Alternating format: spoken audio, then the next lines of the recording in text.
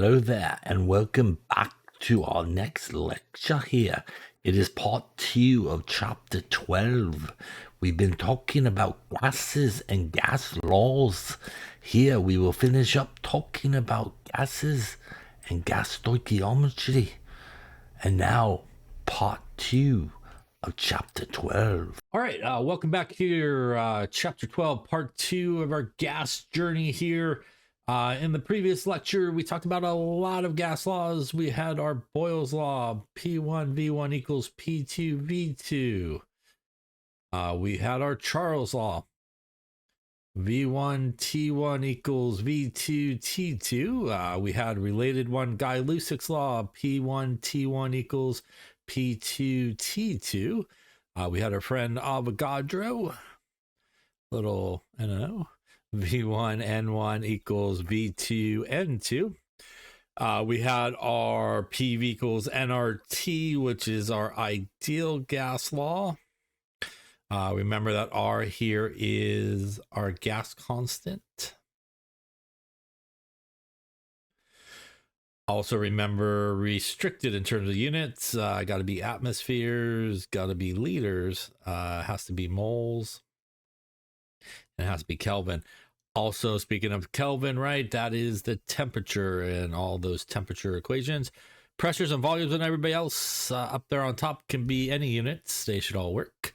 Remember, we also talked about STP. That is a temperature of 273 and a pressure of 1 atmosphere. Remember as well that when you are at STP conditions, you could use 1 mole is equal to 22.414 liters. In addition, we also talked about a couple of other things using the ideal gas law to figure out things like the density of a gas in grams per liter, or the molar mass in grams per mole. We also talked about the combined gas law, P1 V1 over T1 equals P2 V2 over T2. And again, that is our combined gas law. And we talked about important units. 1 atmosphere equals 760 millimeters of mercury equals 760 torr. And remember as well that, instead of trying to remember all these individual sort of formulas, the combined gas law is a good one to remember. And we talked about it in terms of this version of it. And once again, if you remember sort of this gas law here, and also the ideal gas law, you pretty much could get every equation that you need. Remember how that works is simply you just cross out in the combined gas law whatever is not given to you, whatever is held constant. So again, if our moles and temperature weren't given or held constant, we just cross it out, and now we have again Boyle's law. So that's a good one there to sort of remember. All right, so continue on here with our journey. We're going to actually talk about stoichiometry involving gases. The good news is stoichiometry problems involving gases pretty much are the same basic 4 steps, which is a reminder: balance the equation, convert to moles, do your stoichiometry, which is your mole to mole relationship, and finally take those moles to some other unit. So what is the gas law sort of twist to this? It is one of 2 places you will probably use the ideal gas law, at one of 2 spots, either here or there, or potentially both. You could use it. Most commonly, you kind of use it at the end, a little PV equals nRT action, and a lot of times at the end here, you'll solve for volume. So you'll do the basic stoichiometry to get to the moles, and then you could get the volume of the gas you collected. That's really common. You could also, though, up front here, use it to solve for moles, which would be N is PV over RT, and then sort of proceed in a normal stoichiometry sort of problem. So I would say probably 90 some odd % of the time, you're just going to do kind of a basic stoichiometry problem. And then here, you're going to probably just put it into the ideal gas law. 10% or so, probably a little less than that of the time, you actually just start with the ideal gas law and then kind of go into a normal stoichiometry problem. So kind of the middle part, if you will, the sandwich part of it there is kind of normal. And, it's sort of how you either begin or how you end is something usually involving gases and a gas law. So let's take a look here and see how this all works. Let's take this guy here and say we wanted to figure out what is the volume of hydrogen gas at 27 degrees Celsius and 1.25 atmospheres that's required to react with 5.65 grams of phosphorus. So we want to think about just our normal stoichiometry steps here. And one is to balance the equation. And it is. Make sure it's good. Second, we want to convert to moles. So we want to kind of think about what we have given to us. So we're eventually looking for the volume of hydrogen gas. So that is sort of what we're looking for. When we have it at a temperature of 27 degrees Celsius and a pressure of 1.25, and we're going to react it with 5.65 grams of our phosphorus in this case. So all of this has to do with the hydrogen gas, which obviously is a gas, which means that is where I'm going to think about my PV equals nRT. So if I just kind of think about what I'm trying to solve for and what I have been given, I am looking for the volume here. I have the temperature given to us. I have the pressure given to us. One thing that we've been talking about, you always have, which is not often given to you in the problem, but that is the gas constant. So we always have this guy. So if I kind of look here, the one thing that I am missing to allow me to figure out the volume of the hydrogen gas is actually the moles of the hydrogen gas. So clearly all of this stuff here is going to be used in my ideal gas law. That means I have to use this piece of information to get to the moles of hydrogen. And that is where just regular stoichiometry comes into play. I could do that based on the relationship that I see here in the equation, which again is a 1 mole of phosphorus gives me 4 moles of hydrogen. So at this point, I'm actually going to use the ideal gas law at the end of my stoichiometry journey. Here, I'm just going to do a regular stoichiometry problem. So I'm going to take my 5.65 grams of phosphorus. I need to convert it into moles. That means I need to go to the molar mass from the periodic table. And that means I'm going to look at phosphorus there on the periodic table and see 3097 underneath it. And that means that there are 3097 grams per mole, but this is a P4, which means I do need to multiply it by 4, right? So not just one P, so that's important. So we'll take 4 times 30.97, and that is going to get us, when we do the molar mass of this guy,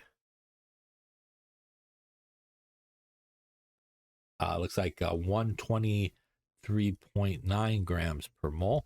So I'm just going to erase that number there and just put actually the total number in there. So we'll go here. So that is 123.9 grams here. All right, so that's going to give me 5.65 divided by 123.9. Going to give us 0.0456 moles of P4. Now, it's important to remember that that is the moles of P4, which is great, but I need to get to hydrogen so I can do my gas law part of it, right? So once again, that is the third step in stoichiometry that's going to come into play. We're going to go our mole to mole relationship here. So we're going to take our number 0.0456 moles of P4 once again from the balanced equation here. 1 mole of P4 gives us 4 moles of H2. That gets me timesing that by 4, 0.18, we'll call it 24, take a couple digits here, of H2. So I just used stoichiometry to get to the moles of H2, which is the gas I'm interested in. And I need that because that was sort of the missing piece that I needed to use the ideal gas law. So here's the sort of gas wrinkle here. We're going to use the ideal gas law to go from moles, in this case, to volume, or liters, really, in this case. So let's do that. We now have what we need. We're going to take our PV equals nRT. We're going to solve for volume. So we're going to send our pressure to the other side and divide. That gives us volume is nRT over P. We do have to remember that this is still the ideal gas law, which means even though we're doing it in a stoichiometry problem, we still have to watch our units.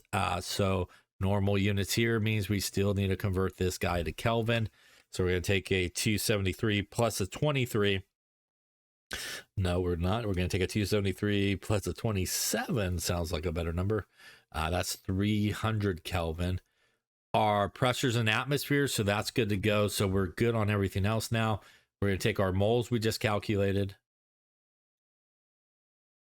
We're going to take the gas constant, which we always have. We're going to take our temperature, and we're going to divide it by our pressure here, which is, in this case, where'd it go? 1.25 atmospheres. I didn't write too much on my face there. We got moles here. We got Kelvin here. Going to cancel. Atmosphere is going to cancel. Going to leave us liters, and I'll go up here. And when we do that there, we got 0.1824 times 0.08206. And yeah, hit the right numbers there on the calculator. Let's try this again. There we go. There we go. 300 and divided by 1.25. Going to give us a 3.56 liters of H2. So it's really the same sort of 4 steps as a normal stoichiometry problem. Once again, balance the equation. We're going to convert to moles. We're going to do our mole to mole relationship. And again, the difference here is instead of using the molar mass, like we kind of normally do to go from moles to grams at the end, in this case, we're going to actually put it into the gas law and solve for it. All right, so let's take a look maybe at another one here. Why don't you give this one a go? Calculate the volume of hydrogen gas. You can do that in liters. Produced at STP by reacting 5 grams of magnesium with an excess amount of HCl. A reminder here, something that might be helpful, magnesium, 2431 there on the periodic table. All right, so take a few moments. Again, follow those 4 steps. Somewhere you're going to have to insert a ideal gas law and see what you come up with. Okay, let's see how you did. Once again, think about stoichiometry in our steps. So we want to balance the equation, which it is. So that's good. We also then want to convert to moles. And then obviously our mole to mole. And lastly, right, our moles to some other unit. So in this case, we're looking for the volume of hydrogen gas again at STP, right? So remember that is a temperature of 273 Kelvin. That's a pressure of 1 atmosphere. While we're at it, we always have R, since I feel like an ideal gas law might be in our future here as well. And we're reacting with 5 grams, though, of magnesium and excess amount of HCl. So this does bring up a good point just to remember as well, when you're doing these stoichiometry problems, even with gases or solutions that we'll talk about shortly in another chapter, you should always, again, think about, is it a limiting reagent problem? In this case, it's not, because we are only given enough information, again, to figure out the moles of, say, magnesium. We don't have the information for HCl. So a reminder that in order for it to be a limiting reagent problem, You have to be able to figure out the moles of each of the reactants. And if it is, and it is a gas problem, you still have to do that sort of limiting reagent step that we talked about when we were talking about stoichiometry. Here, we don't have to do it in this particular problem because it's not a limiting reagent problem, but just a subtle reminder that it is possible to still have a limiting reagent situation occur in a gas problem, in a solution problem, in any type of stoichiometry problem. So that's also something we want to always keep in mind as we do stoichiometry problems, regardless of the type of stoichiometry problem, is to determine whether or not it's limiting reagent or not. So in this case, once again, not a limiting reagent, because actually they already told us that the excess reagent is the HCl. So it is the magnesium that is the limiting reagent in this case, when we don't really need to calculate or figure it out. But again, there could be a situation where you might have to do that.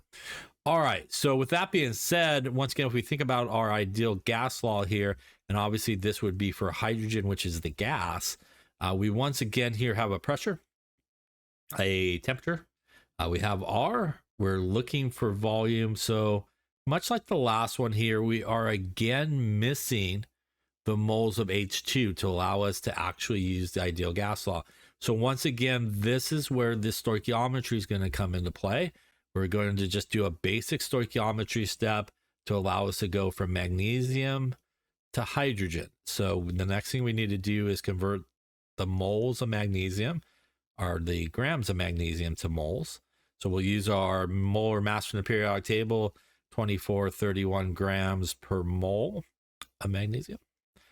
And that will get us 5 divided by 2431, 0.2057 moles of magnesium. Once again, that's not going to do us good because we need hydrogen. So step number 3 is our stoichiometry. And from the balance equation, we see that for every 1 mole of magnesium, we have 1 mole of hydrogen. So that makes the math pretty easy. So 0.2057 moles of magnesium. A 1-to-1 relationship. I don't even have to grab my calculator right now, so that's good. That's going to give me a 0.2057 moles of hydrogen. So doing the stoichiometry here through the third step has now allowed us to find the one thing that was missing. And now we're good to go into our ideal gas law. Once again, here solving for volume, dividing the P to the other side. Putting in our numbers, we got a 0.2057 moles of hydrogen. We got 0.02086, which is our gas constant. We got our STP of 273, all going to be divided by our STP value for pressure of 1 atmosphere. Atmospheres will cancel, Kelvin will cancel, moles will cancel, going to leave us liters. And here we go. We got a 0.2057 times 0.08206 times 273 divided by 1. We'll call it a 4.61 liters of H2 would be produced in this case. Liters. Well, that is, by the way, the same thing that we talked about in terms of stoichiometry. That would be a theoretical, right, yield, as that is a product that we produce. So that would be the theoretical yield in this case. So as you can see here, hopefully it is the same steps that we use in normal stoichiometry problems.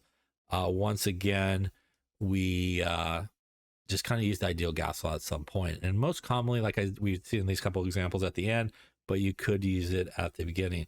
Now, I know what you're saying. Wait a second. I'm not sure if you're saying that, but maybe you might be. Wait a second. It's STP. What about my conversion of 1 mole is equal to 22.414 liters? Can I use it? The answer is yeah, you can. So again, you can actually bypass the ideal gas law here.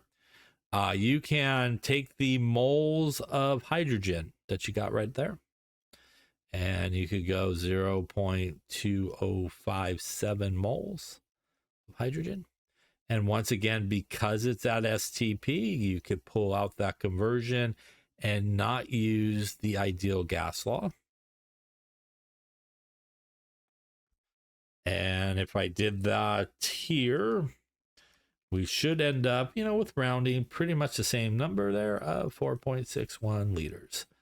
So if you had that question, because it's at STP, can we just sort of bypass the ideal gas law? The answer is yes, you could do that.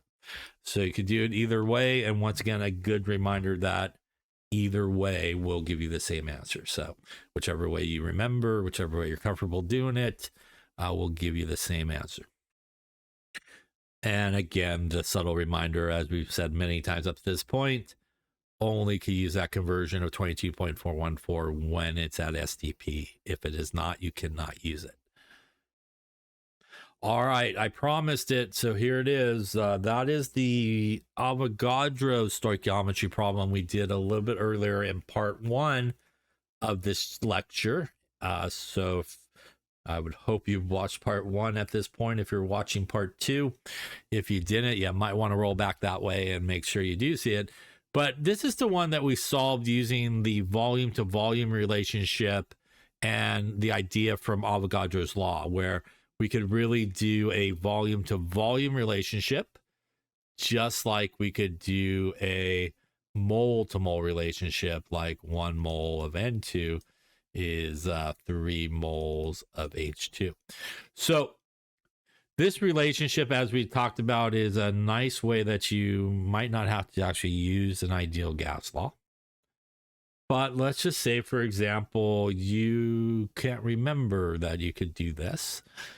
How could you use the ideal gas law and stoichiometry to solve this problem?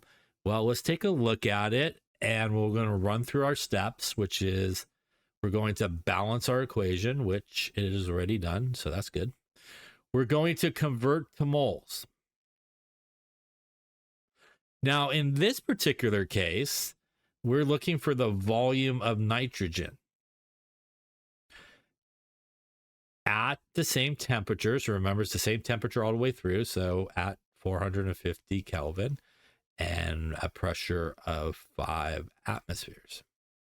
Once again, we always have R, which is our 0.08206 liters atmosphere Kelvin mole. A reminder that this is all about nitrogen here. But what's really given to us in the problem is hydrogen gas information, right? So if we think about hydrogen, we have the volume of hydrogen, which is 9 liters. We have the same temperature. We also have the same pressure. And we have R.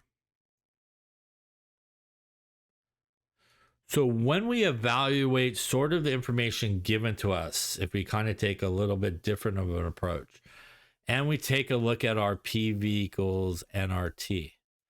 If we look at it for hydrogen, we have pressure, we have volume, we have R and temperature, which means we can, right off the bat here, do our second step of stoichiometry, which is figure out the moles of hydrogen. Can we do this at this point for nitrogen? So if we look at the ideal gas law and the information that we have for nitrogen, we have the temperature, we have R, we have pressure, we don't have the volume, right? And we don't have the moles. So that is not going to allow us to figure out the moles of nitrogen right off the bat. So this is how I know that the second step that I'm going to do is actually I'm going to use the ideal gas law for hydrogen to figure out the moles. And I remember earlier I said there is an occasion where on that second step, you could actually use the ideal gas law and solve for moles. And that's what we're going to do here. So step number 2 here is we're going to actually solve for moles from the ideal gas law. So N would equal PV over RT. And once again, this is all being done for hydrogen because we have enough information to do so. That's going to be 5 atmospheres. That's going to be our volume of 9 liters. That's going to be our gas constant.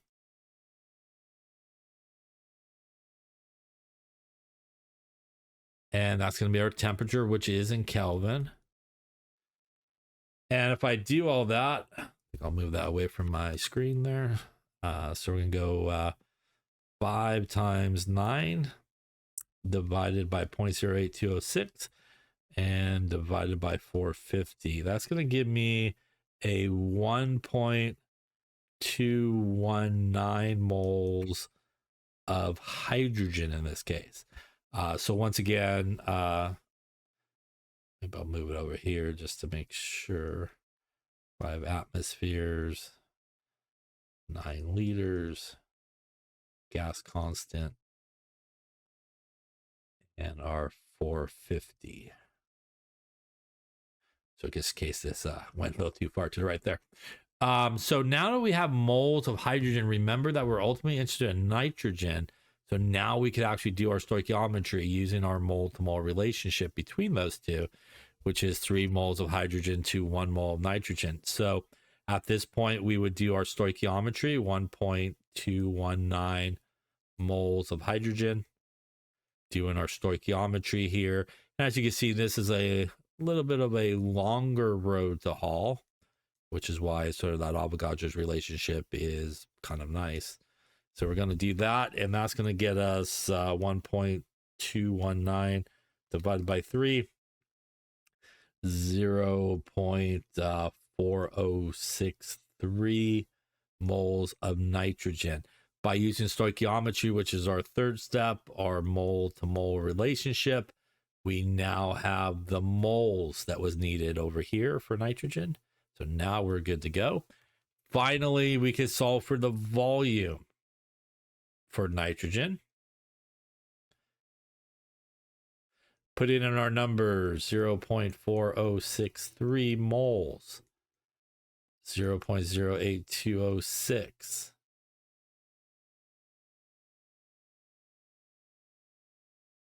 Our same temperature, which is 450, all divided by the same pressure of 5.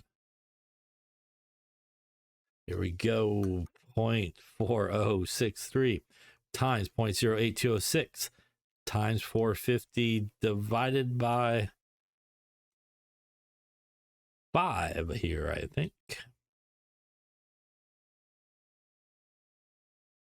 Gets us 3 liters of N2. The exact same 3 liters we got by using Avogadro's relationship. So it illustrates a couple of important things. If you could remember that Avogadro's relationship, which has to have the conditions of it being gas and it being constant temperature and pressure, much quicker, as you can see, to just do a volume to volume relationship rather than kind of using the ideal gas law not once but twice in this situation to get there. It does work, as you can see, just a little longer of a calculation, but you can use the ideal gas law at the beginning here in this type of problem to solve for moles of H2. And again, we did that because we had enough information to get the moles of H2. Then use stoichiometry, mole to mole relationship to go from moles of H2 to moles of N2. Finally, back into the ideal gas law one more time for good luck and solving for volume of nitrogen. So it works. Nothing really wrong with that approach either.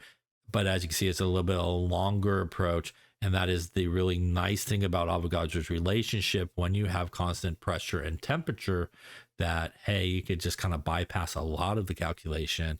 And if you're just simply interested in how much volume of something is, and you know a volume of somebody else, you could just do that volume to volume relationship. So I did want to go back and kind of show you the alternative approach to solving that problem, which again just uses the ideal gas law in 2 places, and also compare it to how nice it is not to do that.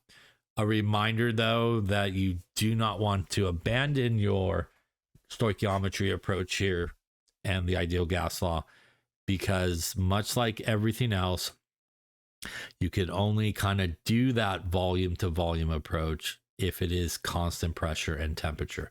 Once again, if it is not constant pressure and temperature, you cannot do that approach. So keep that in mind as you go through it. All right. The next thing we're going to talk about is Dalton's law of partial pressures. And this is something that people will sometimes struggle with, thinking it has to be super complicated. And frankly, it's not very complicated if you don't make it too complicated. So, what is the idea here of Dalton's law of partial pressures? Well, it's a pretty straightforward approach. And let's just do a pretty simple example. If I have a container that has only gas molecule A in it, and it's flying around, the total pressure of that container is all a result of gas molecule A.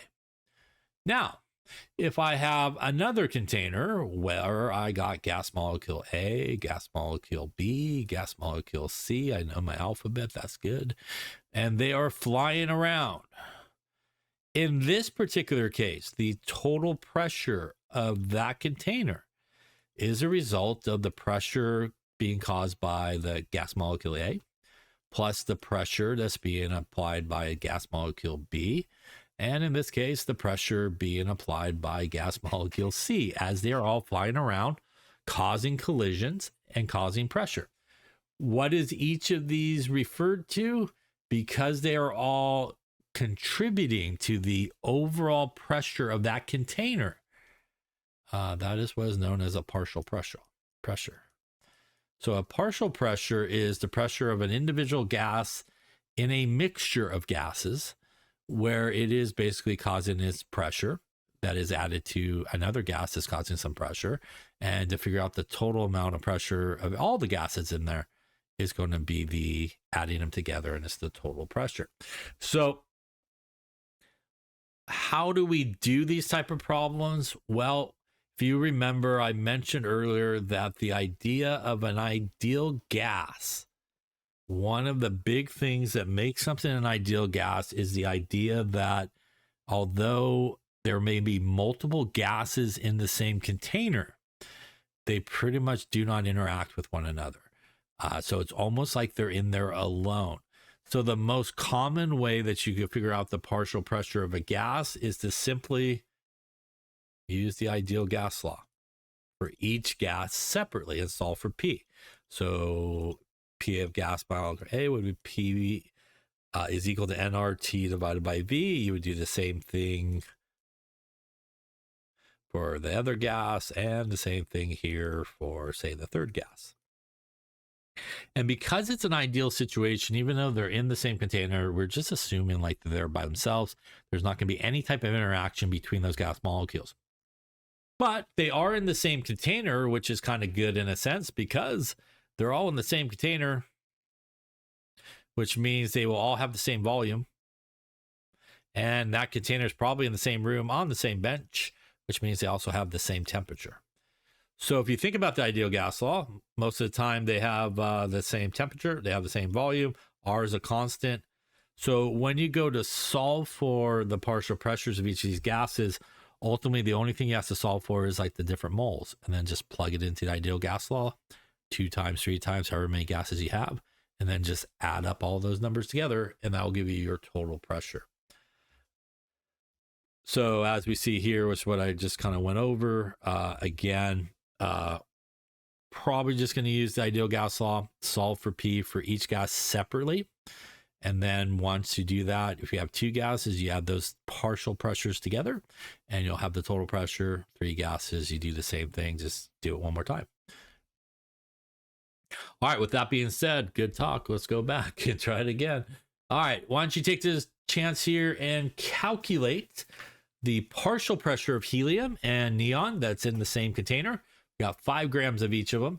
The volume of the container is 2.5 liters and a temperature of 27 degrees. What is the partial pressures of each gas and the total pressure? We're looking for 3 answers here. Partial pressure of helium, partial pressure of neon, and the total pressure of everybody together. Some information that might be helpful. Neon or helium is 4.003. Neon is 2018. All right, take a few minutes, figure out all 3 of those things, partial pressures and total pressure. Here, so once again, in this situation, we got a container, got some helium, got some neon, everybody's flying around, having a nice time. All right, remember that although it's a mixture of gases, we're just going to kind of assume that they're in there by themselves. So let's see what we got. We got 5 grams here of helium. We also have 5 grams of neon. In terms of my container here, we got a volume that is 2.5 liters. We got a temperature that's 27 degrees Celsius. And obviously here we're looking for the pressure of helium and the pressure of neon. So we got a P, a V, a T. We always have R.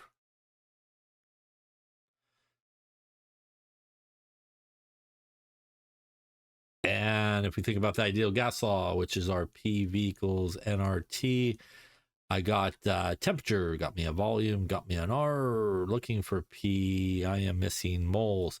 That's not a problem because I do have the grams of each of them. That's going to allow me to get to moles. Also take care of a normal housekeeping here of some temperature conversion there. Dare I say 300 Kelvin at that point. All right, so what we want to do obviously is use the molar mass there from the periodic table to figure out the moles of each of these guys, and then we'll be in some business, I think. We got a helium that is 4.008 grams per mole. We also got neon here of 2018 grams per mole. All right, so we got a 5 divided by 4.008. We'll go 1.25 moles there for helium. We'll go 5 divided by 2018, 0.248 moles. All right, now if I do my little checklist here, I got everything I need to figure out the partial pressures of each of these gases. So we're going to go with partial pressure here. We're going to do them individually. So we're going to start with helium. And once again, when I do solve for P, we're just going to send volume to the other side, right, and divide. That will give me nRT divided by V, put it in the proper numbers for helium, 1.25 moles. 0.08206, which is our gas constant. Temperature 300 Kelvin, all divided by our volume here of 2.5 liters. Liters going to cancel, moles going to cancel, Kelvin going to cancel, leaves us atmospheres as our unit. And here we go. We got a 1.25 times 0.08206 times 300 divided by 2.5. That's going to give us a 12.3 atmospheres. This is what is known as the partial pressure of helium in this example. We're going to do the exact same setup here, but we're going to do it for our other gas. So the partial pressure here of neon going to be the same nRT divided by V. Just going to use its moles, 0.248 moles. Same gas constant.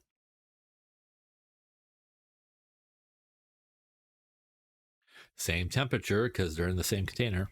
And obviously that would also mean same volume here.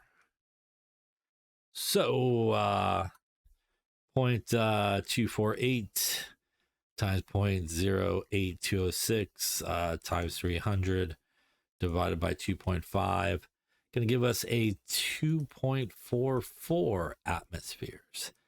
This is considered the partial pressure of neon in this case. So what is left? We want the total pressure.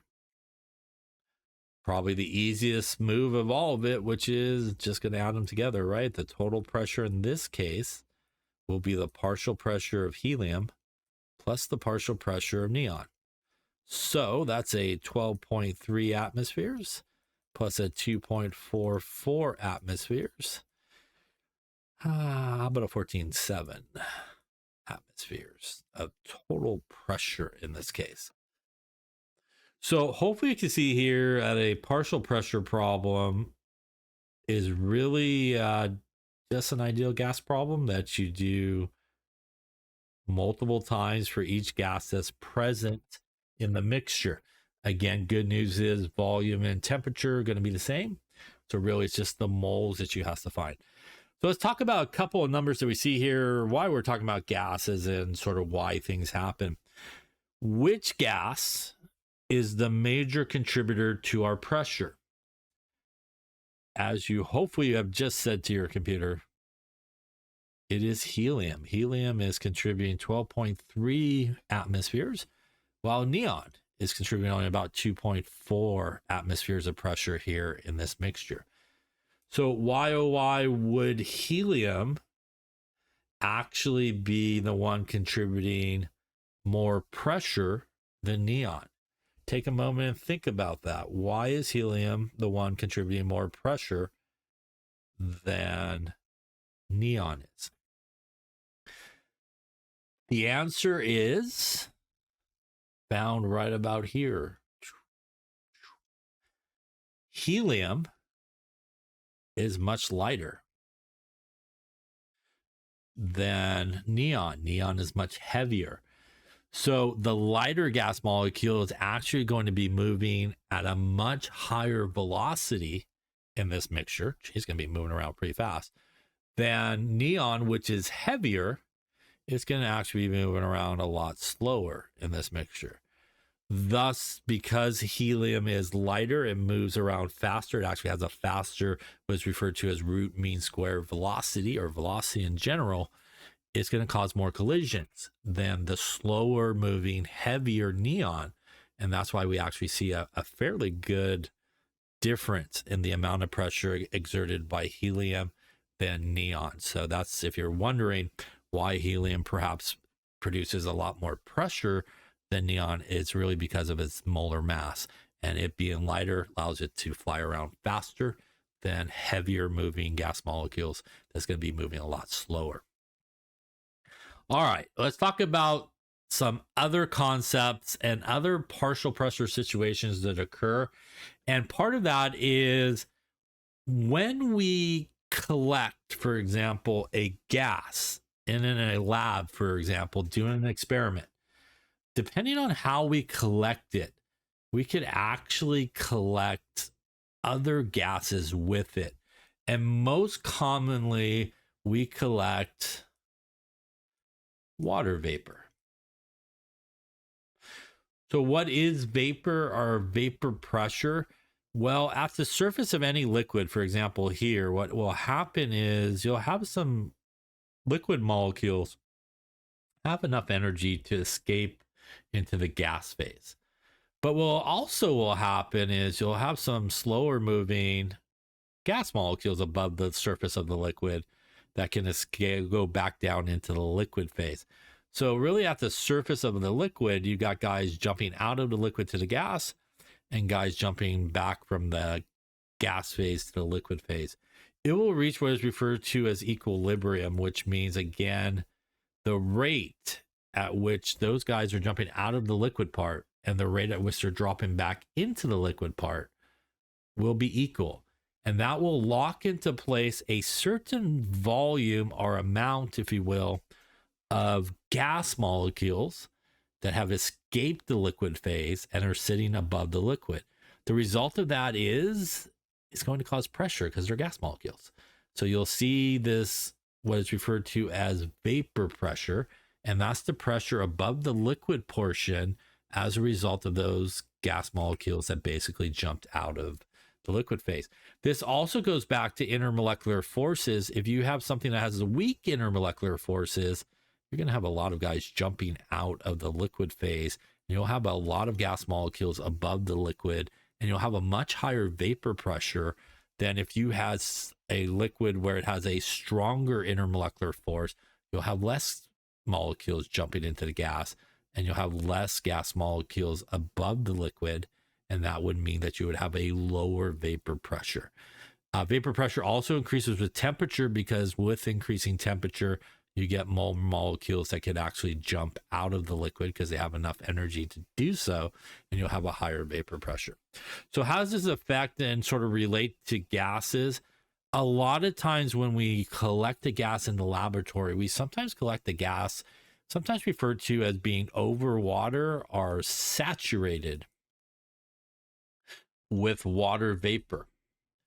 So what is happening here? Let's just say we take this reaction of some zinc metal and some sulfuric acid. It's going to do a single replacement reaction where it's going to kick out some hydrogen gas, and the zinc sulfate will come together here. And that's not really important for what we're talking about here, but we're going to be generating this hydrogen gas. So as the sulfuric acid comes down that you have in this graduated cylinder and you put it over this piece of zinc, it's going to generate all these bubbles that you see here. And all these bubbles that you see here are the hydrogen gas in this example.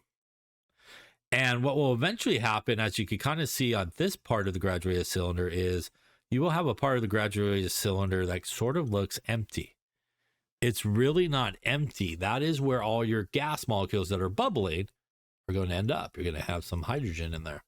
And it really will have the hydrogen gas. But as a result of doing this experiment and actually collecting the gas in this method, where there's a lot of sulfuric acid solution or a solution in general, is you will have some water aspect of it. And just the heat of the reaction will make you not only collect the hydrogen gas, which is actually what you're interested in, but also in this empty spot where you're collecting it, you'll have some water vapor in there. You'll have this water vapor that will actually come in there. And what you have in this situation now is a mixture of two gases. You have a mixture of the hydrogen gas, which you're interested in, and you also have a mixture of the water vapor with that hydrogen gas. So it actually creates a partial pressure problem where the total pressure in this case of this particular example would be the hydrogen gas plus the water vapor. And that's what water in the gas form is sometimes referred to as the water vapor, or the vapor pressure of water, basically. So that's the vapor pressure of water. So a lot of times you're not interested in the water's contribution, you're really interested in just the gas that you're collecting. Another example here, for example, very common experiment is you take like a test tube, do a little potassium chlorate solid, you heat it up, it goes through a decomposition reaction where it produces KCl and a little bit of oxygen gas. That oxygen gas has nowhere to go but through the tube. It goes into your receiving bucket here that originally was filled with water. As the oxygen comes in, the water goes out and you displace it. Once again, we're collecting all this gas over water in here, which means in addition, you will get water that is in there. So once again, you'll have like a total pressure will equal the partial pressure of oxygen plus the pressure of the hydrogen of the water. And once again, that is the vapor pressure of water. So how do we figure all these things out? What is all these things? If you're in the laboratory, that is going to be your atmospheric pressure or your barometer reading that you would take for today. In most cases, this is what you're interested in. So if we were interested in just the oxygen gas, it just becomes a subtraction problem here. Total pressure minus the vapor pressure of water. Subtract this to the other side. Where do we find the vapor pressure of water? Well, in most cases, it's a table. You look it up based on the temperature, and you can find the vapor pressure of water for a particular temperature, and you would use that as a conversion factor. This is sometimes referred to in this situation as basically the total pressure is the pressure of the gas you're interested in, plus the vapor pressure of water, which again is a table value that you can find. And usually you want to solve for just the gas, once again, by taking the total pressure minus the vapor pressure of water. This is sometimes referred to as finding the pressure of the dry gas because you're subtracting off the influence of water in this situation. So they kind of call it like the wet gas because it has water with it. So by subtracting this off, you get to the partial pressure of just the gas you're interested in. And again, you sort of subtract off water's contribution, which is not what you're interested in. So let's take a look at an example here. A sample of oxygen gas is saturated with water vapor at 30 degrees Celsius. The total pressure is 753 torr. The vapor pressure of water at 30 degrees Celsius is 31.824 torr. What is the partial pressure of oxygen gas in atmospheres? So how do I know it is this situation we were just talking about? That is the key word right there. Saturated with water vapor, are collected over water. That is the key for you to know that, oh, this is a partial pressure situation where I need the vapor pressure of water. In this particular problem, it was provided for you. This is a value that you could find in a table, and it would be provided for you on a quiz or an exam, but there should be a table like in your book of the vapor pressure of water at particular temperatures. This is our total pressure. So we have the total pressure, which is 753 torr. We have our pressure of water, or vapor pressure of water from the table, 31.824. So again, this is not too bad. It becomes really a subtraction problem. Total pressure minus the vapor pressure of water. Once again, we're going to subtract this to each side. And when we do that, 753 torr minus 31.824 torr, going to get us 753 minus 31.824, 721 torr. We also want it though in atmosphere. So a reminder that that is our 760 number, right? So 760 torr is 1 atmosphere. And if we divide that by 760, going to give us a, I'll call it 949, 0.949 atmospheres. So this would be the partial pressure of the oxygen gas in this case, sometimes referred to as the dry oxygen gas, because we subtracted off water's vapor pressure.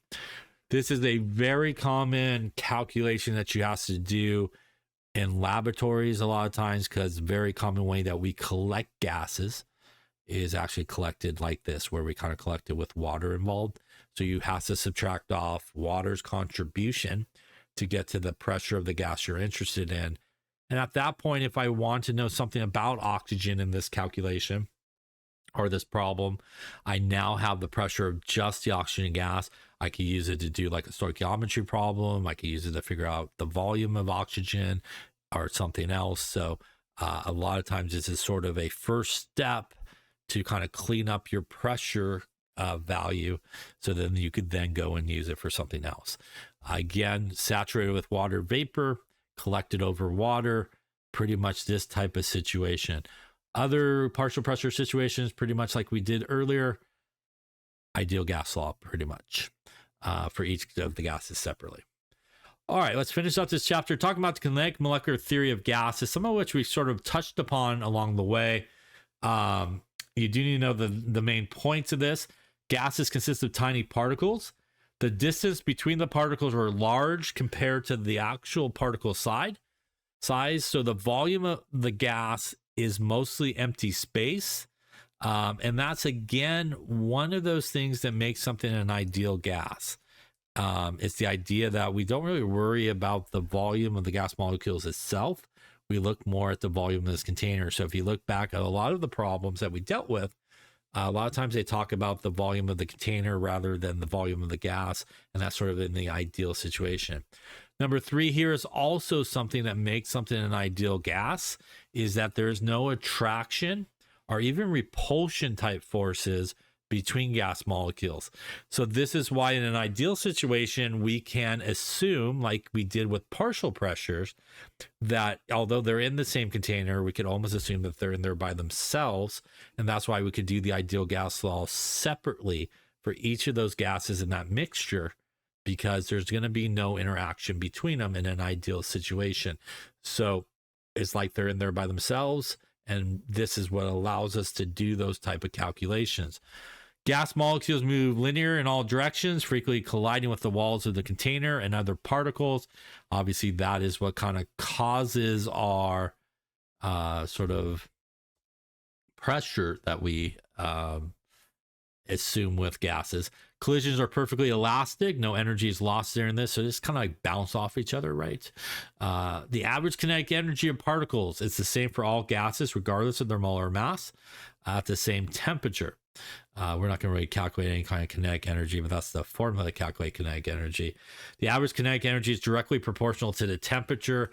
The relationship that we think about is, as we talked about, as we increase the temperature, we would expect them to have more energy and fly around faster. As we lower the temperature, we would expect them to have a little less energy and not fly around as fast. Gases which behave under these assumptions are basically ideal gases. And those 2 points that I pointed out earlier are really the two main ideas of what sort of an ideal gas is. Now, there are real gases, which we definitely don't go too much into detail in this class, that you will talk about probably in the next class when you deal with gases. But real gases typically behave like ideal gases over a wide range of temperatures and pressures. So it's only sort of when you get to some extremes in terms of pressure and temperature that real gases deviate from ideal gases. So when you have really high pressures, like really high pressures, the distance between the gas molecules are small and they do not behave independently. So if you think about Boyle's law, right? When we have high pressure, we have a small volume. So when we got really high pressure, you have a dramatically drawn there, really small volume. And I put those little circles, which are gas molecules, which means, frankly, they are definitely going to come in contact with each other. They're going to be by each other for a much longer period of time than under normal pressures and volumes where, you know, there's a lot more room for movement, right? They're not near each other as close, but at really, really high pressures, you basically put everybody right next to each other. And the same deal here at lower temperatures. So if you even combine both of those things, you now have everybody really close to each other. And at a lower temperature, they're not going to be moving as fast, which means what's going to happen is there is no choice in a real gas situation other than these two guys are going to interact with each other. So you do have to take into account things like the interaction between actual one gas molecule and another. You also have to take into account the volume of the gas molecule, because unlike in a normal situation, let's just say that's the gas molecule in that, say, volume, not perfectly drawn, but in a really high pressure situation, you got something like this, and now that's your gas molecule in the same one. It obviously, the volume of the gas molecule under these real gas situations is actually significant in relationship to the volume of the container, versus in a normal situation, the volume of the gas molecule is really insignificant compared to the volume that is flying around in. So these are two things that you should be aware of, that there are real gases, and it occurs at situations of high pressure, really high pressures, and really low temperatures. And we do have to take into those 2 points on the kinetic molecular theory that I sort of pointed out, I think right there. Those two things you actually do have to take into account when you have a real gas situation. Also, as you'll learn in the next class as well, the ideal gas law turns into a very scary looking gas law, which is known as the van der Waals equation, which involves intermolecular forces. And you have to do a little bit more calculation than you would with the ideal gas law. But we're not going to deal with that here. Just to summarize, finally here, some of the relationships that we talked about between the two lectures.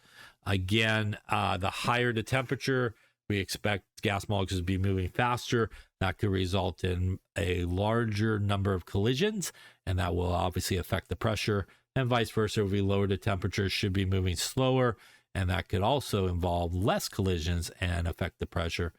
Definitely in a rigid container, if we were to increase the temperature, we see that increase in the pressure because the volume of that container is not going to move. And vice versa, if we lower the temperature, we see less collisions in that container that's rigid.